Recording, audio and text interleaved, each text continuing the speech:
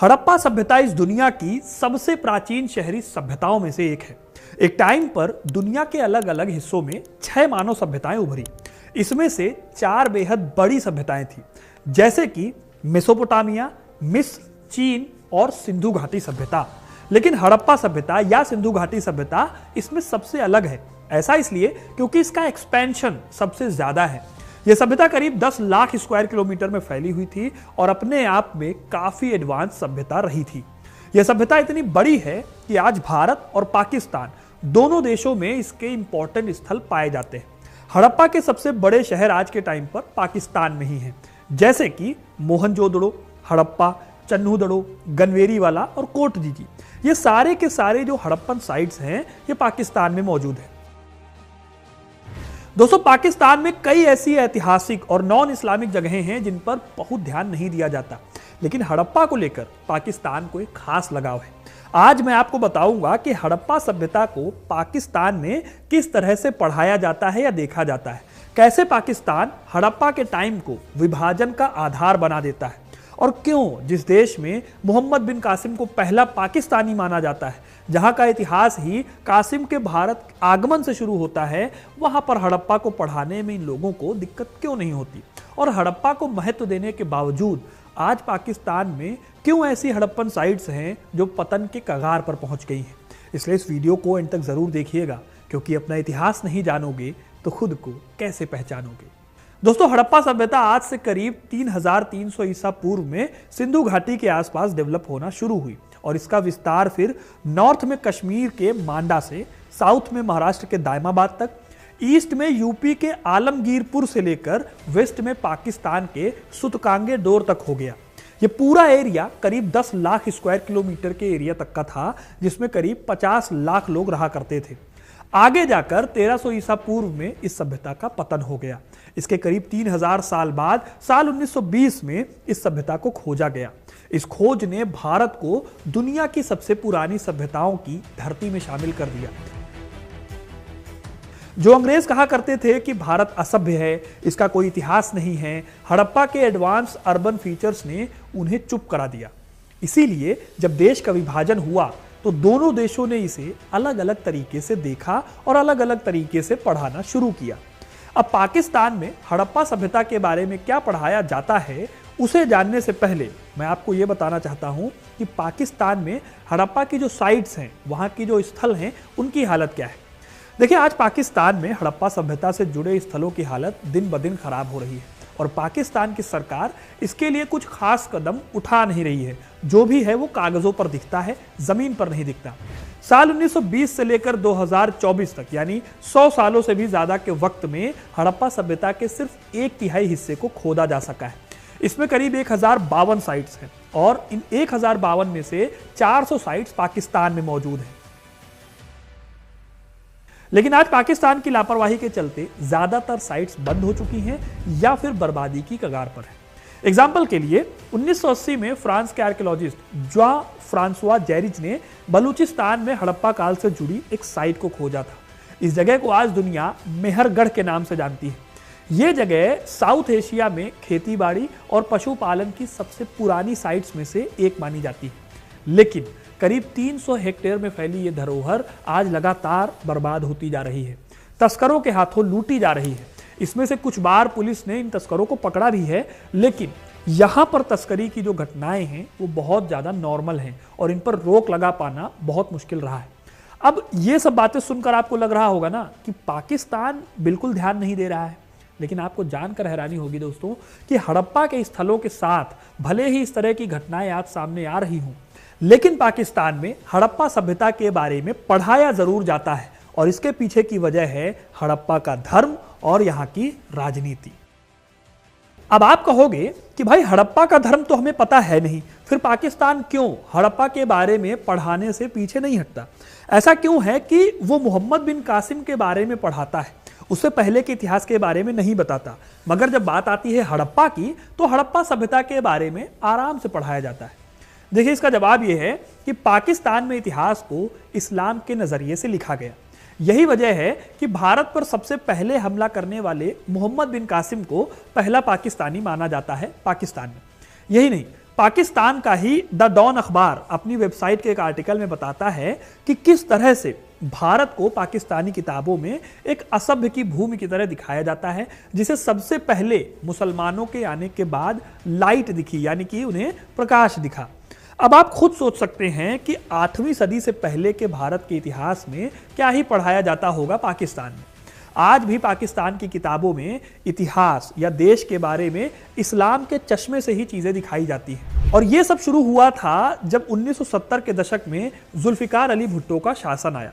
उन्होंने हड़प्पा, भगवान राम, आज़ादी के आंदोलन में सभी वर्गों की भूमिका को हटा दिया और पाकिस्तान में पढ़ाना शुरू किया महमूद गजनवी के बारे में, मोहम्मद बिन कासिम के बारे में एक हीरो की तरह। यही नहीं, अरब कमांडर मोहम्मद बिन कासिम को पहला पाकिस्तानी बनाकर उन्होंने पाकिस्तान के इतिहास को एक झटके में 8वीं शताब्दी से बांध दिया।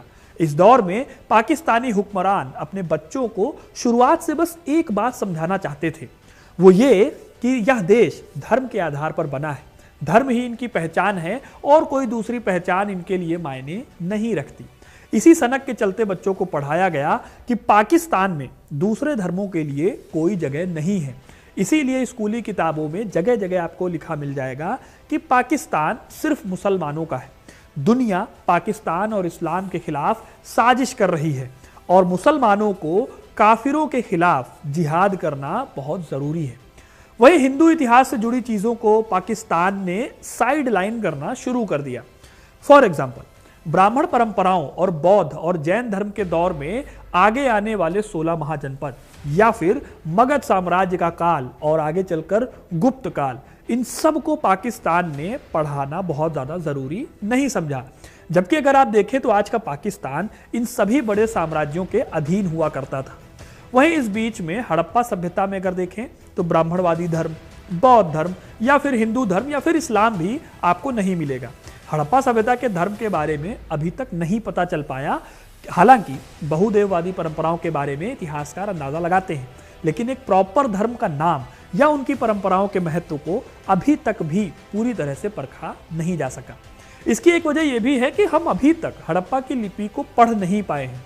वैसे आजकल अगर आप देखें तो भारत में कई बार हड़प्पा की परंपराओं को सनातन और हिंदू परंपरा से जोड़कर देखने की कोशिश की जाती रही है। जैसे कि अगर आप इस योगी की मुहर को देखें तो अधिकतर लोग इस मुहर को भगवान शिव से जोड़कर देख लेते हैं, या फिर प्रकृति की पूजा को और बहुदेववाद की जो परंपरा रही है हड़प्पा सभ्यता में दिखती है, वो सनातन या हिंदू धर्म से लोग जोड़कर देखने लगते हैं। और यहां पर जो मैं बात कर रहा हूं वो पॉपुलर माइंडसेट की बात कर रहा हूं। एकेडमिक हिस्ट्री में अभी तक ये सब नहीं चल रहा है उतना। लेकिन फिलहाल हड़प्पा के धर्म को किसी भी धर्म से कोई इतिहासकार अभी नहीं जोड़ता, क्योंकि सबूत बहुत ज्यादा पर्याप्त नहीं है। अब यही वो प्लस पॉइंट है जिसके चलते पाकिस्तान हड़प्पा को महत्व देता है। पाकिस्तान के हुक्मरानों ने देखा कि सिंधु घाटी सभ्यता के कुछ स्थल पाकिस्तान के दूसरे हिस्टोरिकल स्थलों और इमारतों की तरह हिंदू नहीं हैं। यानी जब सिंधु घाटी सभ्यता अस्तित्व में थी या अर्बनाइजेशन के चरम पर थी, तब यहां हिंदू धर्म का उदय हुआ ही नहीं था। इसीलिए जब इतिहासकारों ने हिंदू धर्म के होने को खारिज किया, उसे मना किया, तो पाकिस्तान में कहा जाने लगा कि हड़प्पा और मोहनजोदारो हिंदू शहर नहीं थे। अब यही वजह है कि धीरे धीरे हिंदू प्रभाव से अलग होकर ये जो शहर हैं ये पाकिस्तान में एक्सेप्ट किए गए। यही नहीं, हड़प्पा के शहरों से विभाजन को भी सही साबित करने की कोशिश की गई है। 1996 में पाकिस्तान पीपुल्स पार्टी के सीनेटर एतजाज अहसन ने एक किताब लिखी। किताब का नाम है the Indus saga and the making of Pakistan. इस किताब में उन्होंने ये साबित करने की कोशिश की है कि देखिए, नॉर्थ इंडिया में सिंधु घाटी सभ्यता हमेशा गंगा घाटी सभ्यता से अलग थी। सिंधु घाटी सभ्यता भारत के पश्चिम में उभरी, जबकि गंगा घाटी सभ्यता भारत के पूर्वी किनारे पर डेवलप हुई। इस तरह से पाकिस्तान को हमेशा से अलग होना ही था। हालांकि अगर आप ध्यान से देखें, थोड़ा सा कॉमन सेंस लगाएं, तो ये बात आपको बस एक फेक प्रोपेगेंडा की तरह ही लगेगी, जिसके तर्कों में बहुत ज्यादा दम नहीं है। क्योंकि सिंधु घाटी सभ्यता के अवशेष महाराष्ट्र तक फैले हुए हैं, यूपी में जाएंगे तो मेरठ तक आते हैं। लेकिन यह बात इतिहास के कुछ सबूतों को उठाकर साबित करने की कोशिश की जाती रही है, अपना एजेंडा सेट करने के लिए। कुल मिलाकर दोस्तों, बात इतनी सी है कि पाकिस्तान में उसी इतिहास को तवज्जो दी जाती है जो पाकिस्तान के इस्लामिक एजेंडा में फिट बैठे या फिर किसी और धर्म के खांचे से ना जुड़े हों। और ये बात भी बस लोगों को दिखाने के लिए है और पढ़ाने के लिए है। अभी फिलहाल इतने से काम चल रहा है पाकिस्तान में कि अपनी आवाम को हड़प्पा के बारे में बताया जा सके। बाकी हड़प्पा की साइट्स का बहुत खास ध्यान आज भी नहीं रखा जा रहा है। इस तरह से आप देखेंगे तो आपको पता चलेगा कि पाकिस्तान आज के वक्त में दोहरा रवैया अपना रहा है। कागजों में, किताबों में वो हड़प्पा के बारे में पढ़ा तो रहा है, अपनी आवाम को बता तो रहा है, लेकिन उसी जगह पर हड़प्पा की साइट्स को सहेजने की कोशिश नहीं कर रहा है, जो भारत ही नहीं बल्कि पाकिस्तान के इतिहास का सबसे महत्वपूर्ण हिस्सा है। हड़प्पा और मोहनजोदड़ो वो जड़ है जिससे पाकिस्तान खुद को जोड़कर अपने आप को एक गौरवशाली देश बना सकता है। जैसे कि भारत में हड़प्पा को लेकर गर्व महसूस किया जाता है, लेकिन अगर इसी सभ्यता को इस्तेमाल किया जाए अपने फेक प्रोपेगेंडा को फैलाने के लिए कि देश का विभाजन जो है वो हड़प्पा के टाइम से ही तय था और तभी से लिख के आ रहा था कि हड़प्पा जो है वो अलग हो जाएगा, हड़प्पा की वजह से भारत और पाकिस्तान बनेंगे, तो फिर तो भाई कोई कुछ नहीं कर सकता। कुल मिलाकर बात इतनी सी है कि फेक प्रोपेगेंडा की बजाय आप सही इतिहास पढ़ाइए, अपनी आवाम को बताइए कि हड़प्पा सभ्यता क्या थी और वहाँ के धर्म, और उस तरह से उन चीज़ों को बताने की कोशिश कीजिए। तो दोस्तों, ये था इतिहास कि पाकिस्तान में हड़प्पा सभ्यता के बारे में कैसे पढ़ाया जाता है और कैसे एक फेक नैरेटिव चलाया जाता है। बाकी आपको ये कहानी कैसी लगी कमेंट करके ज़रूर बताइएगा। वीडियो को लाइक और शेयर करना ना भूलें और ऐसी इंटरेस्टिंग कहानियों के लिए, इतिहास से जुड़े रहने के लिए हिस्ट्री कनेक्ट को सब्सक्राइब जरूर करें। धन्यवाद।